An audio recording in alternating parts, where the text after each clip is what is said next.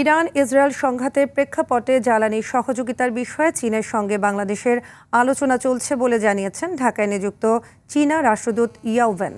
সকালে সচিবালয়ে অর্থমন্ত্রী আমির খসরু মাহমুদ চৌধুরীর সঙ্গে বৈঠক শেষে তিনি জানান, নতুন সরকারের অগ্রাধিকারভুক্ত কয়েকটি প্রকল্প নিয়েও আলোচনা হয়েছে। এছাড়া নতুন সরকার গঠনের প্রথম 3 সপ্তাহেই চীনের 4টি কোম্পানি বাংলাদেশে প্রায় $100 মিলিয়ন বিনিয়োগের প্রতিশ্রুতি দিয়েছে, যা বাস্তবায়িত হলে প্রায় 10,000 মানুষের কর্মসংস্থান তৈরি হতে পারে।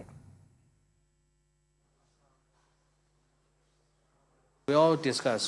It is one of the priority cooperation between China and this new government, and we seek the support of new government. We wish it could be some tangible progress in the near future. We haven't come to that far, Bangladesh haven't requested this support from China.